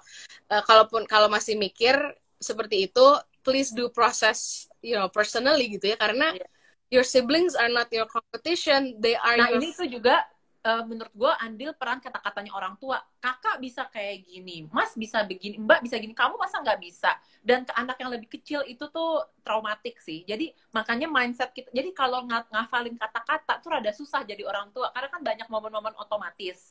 Makanya aku selalu percaya dimulai dari mindset. Yaitu gini, bayangin di mindset kita punya 2-3 anak, mereka tuh kayak pohon dan bunga di taman. Yang satu pohon mangga, satu pohon jambu, kan bakalan beda. Jadi nggak bakal bisa disamain, karena di mindset kita tanemin tuh, berkali-kali kita ulang, yang satu pohon mangga, satu pohon jambu gitu kan ya. Jadi pohon jeruk, pohon apel. Jadi kenapa mereka nggak akan ada di jalur yang sama gitu? Karena simply mereka a very different personality and very different human, walaupun lahir dari orang tua yang sama. Ya, I think my mom itu udah jago banget di konsep itu ya, Nas. Karena dia tiap kali, bahkan udah anaknya udah gede ya gitu. Tiap kali tadi lu bilang kan kayak kalau ke tempat kayak lagi ke orang terus ngomongin anak-anaknya gitu kan ya. Iya. Oh, gue observe, karena gue diem aja ya. Gue bahkan nggak ikutan conversation ya. Gue bener-bener kayak, gue bahkan dalam hati gue kayak, ini mama harus banget nih cerita-cerita nih, kayak kita diem aja juga nggak apa-apa loh gitu. Tapi my mom always starts with something along the lines of, punya anakku tuh beda-beda semua gitu. Nyokap gue tuh kayak, sekarang gitu ya. ada we talk itu about, karena teman-teman yang nggak tahu, mamanya Karina punya banyak teman psikolog. Jadi penting lah punya teman psikolog. Iya, nyokap gue tuh selalu kayak punya anak beda, dan dia dulu ke psikolog, salah satu alasannya yang adalah, man, if she didn't bring me to the psychologist, I wouldn't be a psychologist today gitu ya. Itu anaknya dibawa semua dengan, ya dulu gue nggak tahu dong, karena kan dia nggak ngomong ya alasan dia bawa anak psikolog selain mau cek IQ gitu. Tapi setelah gedean dia nyokap gue tuh ngomongnya nggak ke gue, Nas, tapi gue di situ ya.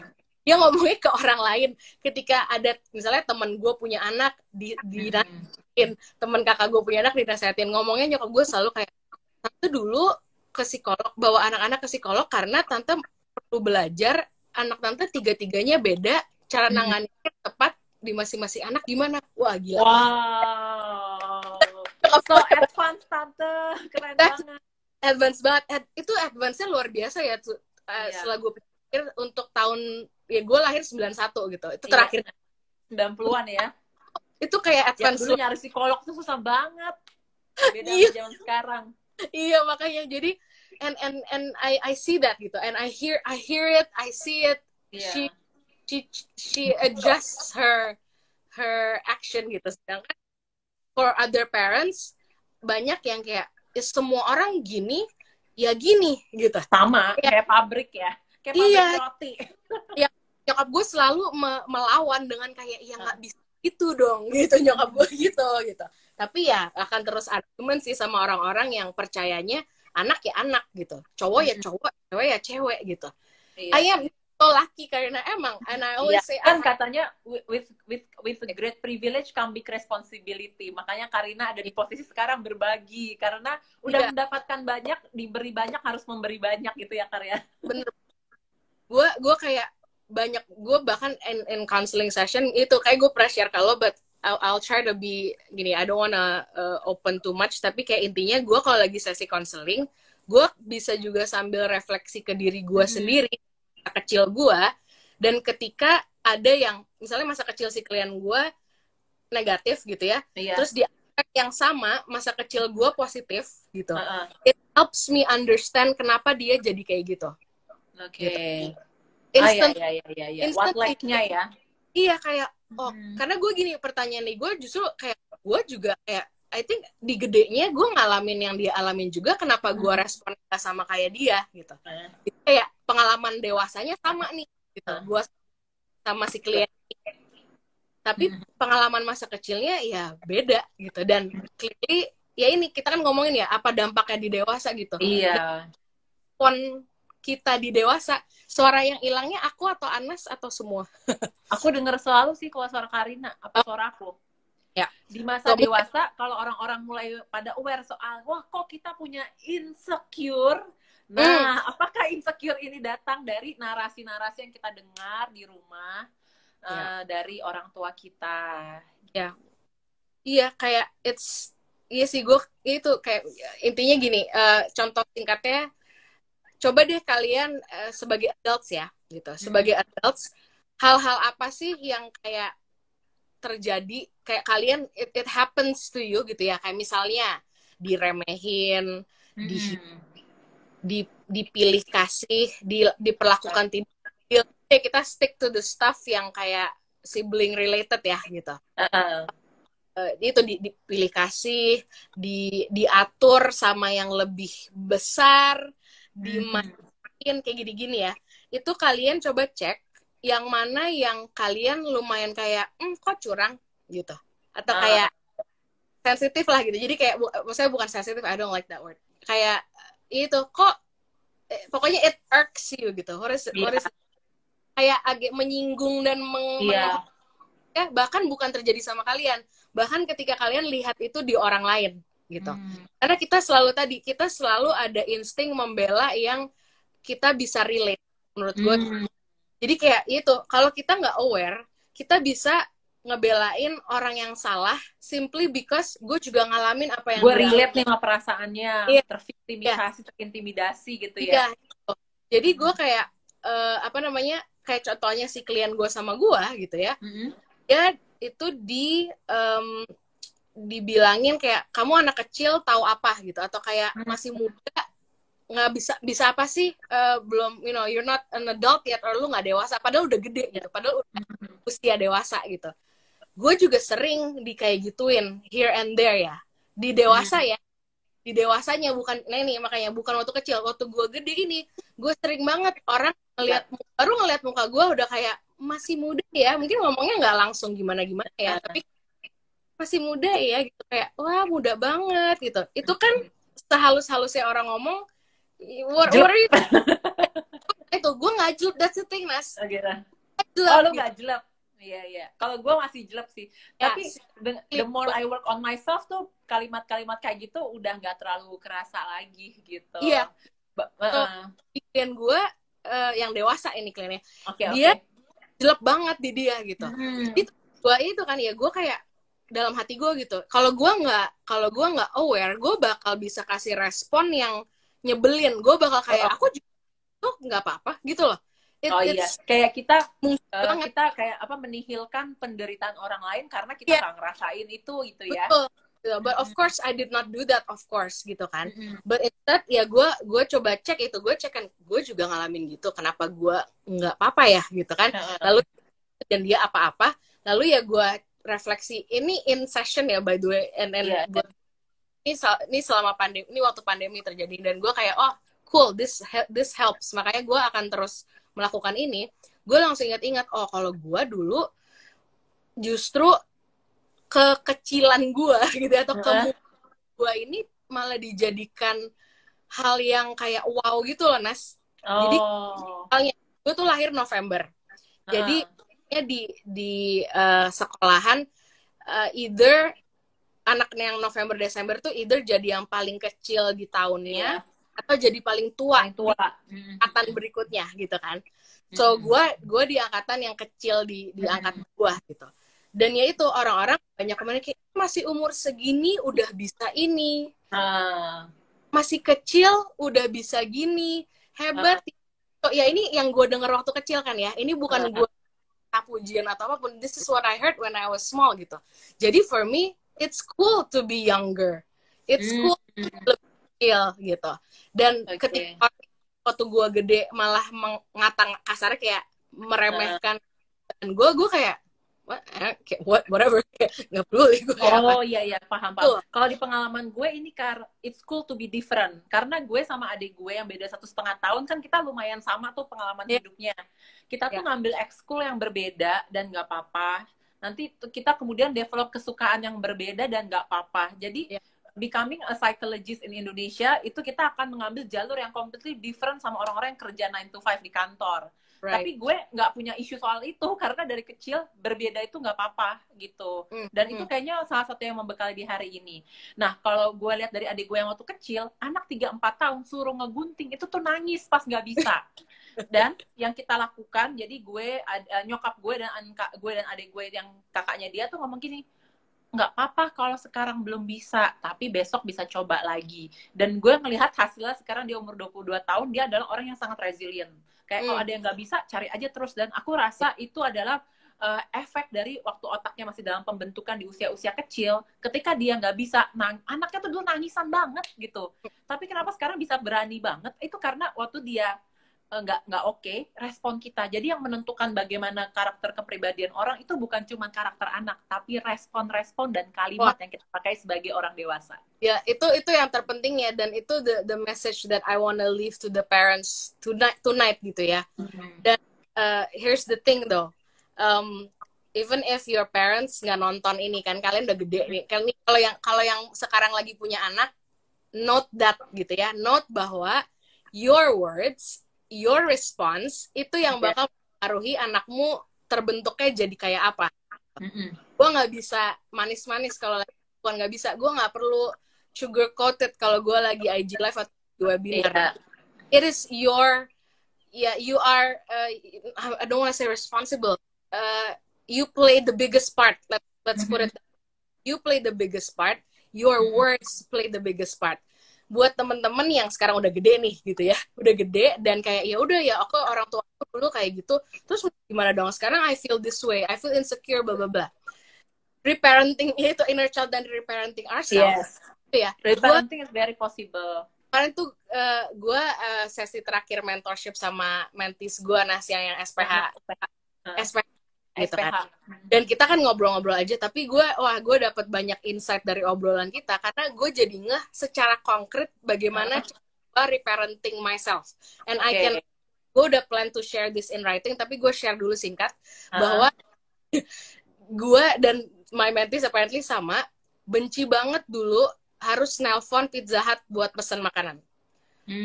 Banget, as in like, I want the pizza, but I don't wanna call. Kayak, yang nelfon gue itu ya bukan benci kayak nggak nyaman ya, bukan nggak suka, tapi kayak anxious gitu, kayak I have to. To be fair gini, ini kesadaran ini munculnya di gue udah gede ya, bukan gue waktu kecil. Gue inget gue kayak, aku dulu cemas mau nelfon ke Pizza Hut, gue kagak inget apa-apa gitu. Gue ingetnya sekarang udah gede, kemarin gitu ya, bahwa gue tiap kali disuruh nelpon Pizza Hut, gue nggak mau gitu. Jadi orang tua gue tetap maksa gitu kasarnya. Dan gantian ya, jadi kayak kakak. Ya, gue yang nelpon, kadang kakak gue satu lagi, kadang gue. Tapi intinya kalaupun gue kayak, aku nggak, ya jangan aku yang nelpon, mama aja, papa aja gitu kan ya. Nyokap bokap gue tetap kayak, enggak, kamu telepon gitu, belajar. Nyokap gue, bonyok gue ngomongnya kayak, belajar ngomong gitu kan ya. Jadi sama tuh gue kalau ke restoran juga disuruh ngomong sama mas gue, takut ya. Ya, ada kayak gitu kan. Jadi gini, the thing is, ada unsur there, it's good gitu ya. It's good. Hati-hati kata-kata yang dipakai apa gitu. Karena di bonyok gue bagus gitu ya, mengajarkan anaknya social skill, mengajarkan anaknya berani gitu kan ya. Tapi ada unsur pemaksaan gitu. Forcing ya. Ya, positifnya masih, gue inget ya, mereka bukan ninggalin gue terus ke sana gitu, enggak. Gue nelpon, mereka di situ gitu. Jadi gue kayak ngomong apa nih, nanya apa gitu kan ya. They're there to like bilang ini. Atau gue tuh juga ada kekhawatiran kalau gue salah pesennya gimana gitu. Ini dimarahin sama semua kalau kan. Jadi intinya gue kayak udahlah, I don't want to just somebody else do the call. Gue bahkan pernah sampai nangis kayaknya, maksudnya kayak nggak mau, tapi bonyok gue tetap kayak cobain, ngomong aja, nggak susah kok digituin kan. And then ya udah, that's one thing. But today, like people can see me. Am I scared to talk to people? No. Gitu. Tapi apakah gue selalu mau dan selalu gak juga gitu. Bukan berarti gini, stranger loh, itu stranger loh, Nas. For the kids, stranger is danger ya. It's danger, exactly gitu. Itu stranger loh yang gue telepon di Pizza Hut itu gitu. Tapi sekarang gue gini, yang ini berdasarkan obrolan gue sama my mentees kemarin gitu ya. I'm not like that anymore. Does not mean I've been, doesn't mean gue willingly kayak sini aku aja yang telepon gitu. Gue juga gak kayak gitu. Tapi sekarang gue bisa approach stranger. Itu kan bukan instan ya. Iya, gitu. benar-benar. Itu kalau gue nggak reparenting myself itu nggak akan terjadi. Dan ini konkretnya kata-kata yang biar gue sharing ya, maksudnya reparenting mana gitu. Prosesnya mah banyak dan panjang Gue ya. suruh ikut sesi lu di Get Iya, Calm. ya, baru ada Januari ya gitu. Oh iya. Gini, konkretnya gue gini. Gue ngelihat ini konsepnya bahkan udah di in a, like networking situation gitu ya. Ada orang yang gue nggak kenal gitu, tapi perlu dong networking buat my business, buat growing my even kalaupun bukan buat kamu ya buat gue sendiri, it's good to network gitu kan ya. My inner child will say just stay here and do nothing. Oke. Sama kayak waktu gue kecil, gue nggak mau nelpon Pizza Hut kan. Just do nothing. Juga nggak, there's no harm in just sitting here and not walking and tapping that person's shoulder. Nggak ada salahnya gitu. And then itu Karen ya. Karen tuh my inner child. Gua si Karina yang udah gede, instead of gini, I'm a better parent in the sense to myself than my parents gitu ya. Karena gue nggak paksa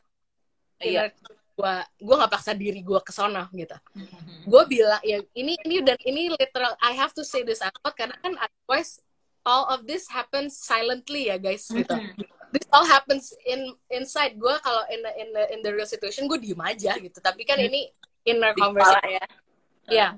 So I have to say the words out loud gitu ya. Gue si Karina gitu ya, si parentnya ini bilang ke si Karen kayak di-validate dulu. Iya gitu ya. Gak enak ya, atau takut ya, atau males ya. Iya, males banget ya harus ke situ dan say hi to someone you don't know. Capek ya, males ya gitu. Oke. You don't have to gitu. You don't have to, tapi you need to know gitu. You need to know kalau misalnya ke sana, tahu nggak what you're gonna miss gitu. Kayak tahukah lu, ini si Karina ngomong ke Karen kayak, tahu nggak lu nggak ke sana, what you're gonna miss? Yes, nggak rugi gitu kasarnya ya. Tapi what you're gonna miss, you'll miss connections, you might miss investment opportunities for gitu kan. You might miss this, you might miss that. Are you sure you want to miss out? Gitu. Itu si Karinanya nanya kayak gitu ke si anak kecil ya kan gitu. Are you sure you want to miss out gitu? Of course si Karennya kayak ya nggak mau sih gitu kan. Kayak ya nggak mau gitu. Tapi males gitu. I know. Tapi ya udah up to you. Do you wanna miss out or not?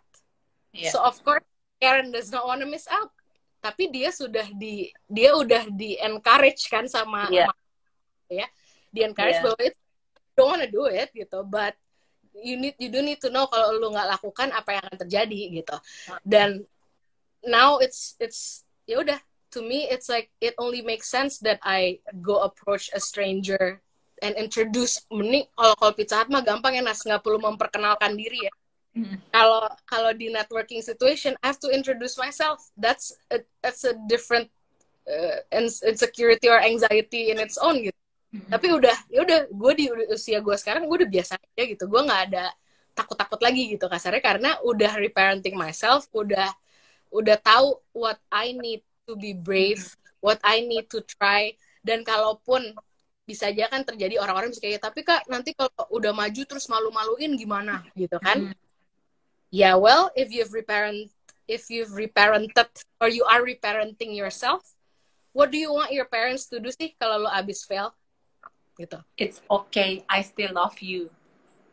Iya, dan yang kayak tadi adiknya Anas gitu ya, yang Mama Papa Anas sudah melakukan dengan baik gitu ya. Dia gagal gunting gitu. Things you guys. Ketika dia gagal gunting, bukan kayak gimana sih? Kok nggak bisa? Masa gini aja nggak bisa? Bukan itu yang didengar. Tapi it's okay. We'll try again tomorrow. Iya, so itu impact-nya ya. Kalau mau lihat impact apa di orang dewasa gitu. Dia jadi punya si orang ini jadi punya inner voice. Ya, kalau misalnya yang kan my parents ini satu contoh yang mereka kurang oke aja gitu ya. They do a lot of things yang oke gitu. Tapi ya udah, in this one thing, kalau gue nggak reparent myself gitu, nggak maju-maju dong gue nggak berani dong, gue akan ya itu diem aja, nggak rugi tapi diem aja gitu, and that's ya akhirnya ujung-ujungnya akan merugikan lah gitu. Iya. So, it really matters what you say to your kids, karena itu nanti dia akan bilang itu ke dirinya sendiri. Iya. Guru kasarnya gitu ya. Then you need to learn how to be a parent to yourself supaya you can yourself the things you wish your parents had said to you gitu. And with siblings gitu ya. Ya udah do that juga, sama kayak kalau dulu lo dibanding-bandingin sama kakak lo atau adek lo gitu ya. What did you wish you heard instead? Now you say that to yourself. Iya. Misalnya, aku tetap pengen dibilang, Anas, you are still special in my eyes. Gitu. You still worth it and you are worthy of love. Gitu. Kalau aku, Karina tadi reparenting itu, kalau aku banyak reparenting di area achievement. Karena walaupun orang tua aku dengan sadar tidak menuntut, tapi itu kerasa atmosfernya. Jadi when I get failed atau aku belum perform sebisa yang aku bisa, itu I still have to do it until now untuk ngomong ke Anas kecil dan diri aku, it's okay Anas, we try tomorrow gitu, atau kasih waktu gitu. Iya, iya. So, apalagi ya Nas terkait sibling rivalry for now. I hope nanti kalau yang masuknya telat, rewatch aja tadi. Ada satu chunk, kalaupun nggak bisa nonton the full thing, ada satu chunk yang lumayan kita kasih poin-poin konkret untuk yang sekarang punya anak gitu ya. What else? I don't know, I'm not sure. Tapi kayak I think kalau dari pengalaman gue, apalagi setelah kita mulai dewasa ya, dengan jadi terharu dengan dinamika hidup masing-masing, itu penting sekali untuk sadar bahwa kita sama siblings itu satu tim. Gitu, karena mereka tuh yang akan bareng-bareng sama kita dalam berbagai naik turunnya kehidupan gitu. Walaupun siblings itu ada nggak enaknya, tapi temen itu lebih mudah datang dan pergi. Kalau siblings itu sebenarnya potensi kita bisa stick by blood itu sangat-sangat besar gitu. Jadi aku sama adik-adikku tuh kita pernah ngalamin momen-momen yang gak enak dalam relationship kita. It's just because we also wounded ourselves ya. Makanya aku dan adik-adikku tuh ada orang-orang juga pergi ke psikolog masing-masing gitu ya.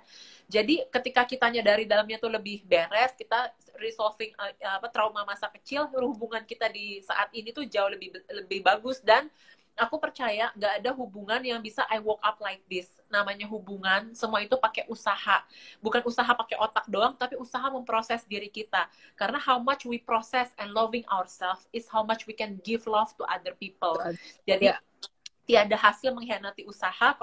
Kalau pengen punya relasi yang lebih sehat dengan siblings, work on yourself. And kenalan gitu ya sama siblingsnya. Ini kocak banget. Gue punya klien dewasa yang kliennya udah, when I say dewasa, I mean like 40 plus years old. And dia ngerasa didukung sama adiknya gitu ya. Lalu gue ajak family session gitu. Tapi ya ini nggak instan ya. Jadi udah beberapa kali dulu sama si klien ini. Lalu gue ajak family session. Gue tanya, adikmu yang juga adalah orang dewasa gitu ya, mau nggak gitu? Karena actually adiknya emang komen, sini deh, gue pengen nanya sama psikolog lu gitu. Adiknya kayak gitu. Ya udah, aku bilang, there is an invitation, I am willing to talk to her, tapi I want you in the room as well gitu. Ini kita lakukannya Zoom, adiknya di luar negeri, kakaknya di Jakarta, gue di Jakarta. Wow, Nas gitu ya. It was awesome gitu. Kayak to me, I think it was awesome, and years were there, of course, with them gitu ya, not with me gitu. And it's so funny when I said, gue kasih PR-nya adalah okay, kenalan ya satu sama lain ya. Gue bilang gitu. Terus kakaknya yang adalah klien gue bilang, udah kenal dia kayak gitu, dia di Facebook kayak dia kayak udah kenal dia kayak gitu. Oke, gue bilang udah kenal. Warna favorit adeknya apa? Gue tanya kayak gitu. Gue cetek kalau nanya, guys, nggak usah dalam-dalam kalau mau kenalan sama orang. Dalam tuh datangnya akan secara natural. Lu yang cetek-cetek dulu. Gue tanya ke kakaknya, apa warna favorit adeknya? Gue tanya. Terus dia bilang, ijo, dengan pedenya ya. Ijo gitu kan. Terus adeknya langsung bilang kayak, bukan. Iya, Gue iya. Dan bilang, ini sih udah. kita juga perlu sadar kalau kita aja evolving, adik-adik kita atau siblings kita juga evolving. Ini yang gue sangat sadar dan pernah ngobrol sama adik gue setelah fase kuliah, apalagi adik-adik gue kuliah ke luar kota, we come in a different person waktu dibanding kita kecil, dan kita harus readjust lagi. Makanya kenapa dalam relationship kita harus terus-menerus kenalan sama itu orang, partner kita, baik di relationship siblings maupun pasangan, atau even our parents, karena kita selalu evolving. Hakikat manusia sebagai makhluk hidup, kita akan terus berubah gitu. Jadi kita perlu terus kenalan dan gak cuman kayak, dia pasti kayak gini, belum tentu kayak gitu. And what I did with this client gitu ya, and the sister gitu ya, gue minta ya di in session ini counseling ya guys, ini family counseling. Ini bukan selalu, dan ini juga apa ya, I do this safely for them gitu. And I say safely karena kalau nggak ada yang nemenin bisa jadi itu kayak berantem deh gitu ya. Jadi tanya gini, kan kita selalu ngomongnya why ya Nas. Kita kan kayak motivasi apa segala macam. Tadi kita udah establish bahwa punya adik, punya kakak tuh bukan pilihan kita gitu. Iya. Kita nggak bisa juga why. Karena nggak, it's out of our hand. Happen ya, it just happen ya. Yeah, what I did with them bukan nanya why. I said, minta definisi, gue bilang. Definisi kakak atau adik itu buat kamu apa? Sama si adiknya juga gue tanya gitu, definisi kakak dan adik buat kamu itu apa? Keren banget loh Nas, kayak mereka banget hasilnya yang mereka ucapkan gitu ya. Karena gue kayak that's it gitu, gue kayak ya itu, gue bilang ya itu gitu, which is basically teman sebuangan, teman jalanin teman hidup, basically kan sebenarnya gitu, kayak teman jalan hidup. Tapi kadang-kadang kita ngerasa kita dimusuhin sama teman hidup kita gitu, and that's sad gitu kan. Dan ketika the other one hears that, itu juga mereka kayak I don't mean to gitu, I don't mean to musuhin lo gitu.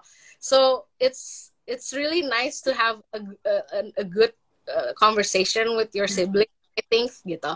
And don't go big just yet. I would say just start small, like literally just start small. Kayak tadi kenalan, warna favorit kakak atau adik lo apa, sure, it's still the same. Mungkin kalau for me personally gampangnya gue mah dari orok sampai sekarang juga pink gitu. Tapi for my brothers, honestly, you know what, I'm gonna have to find out what their favorite colors are.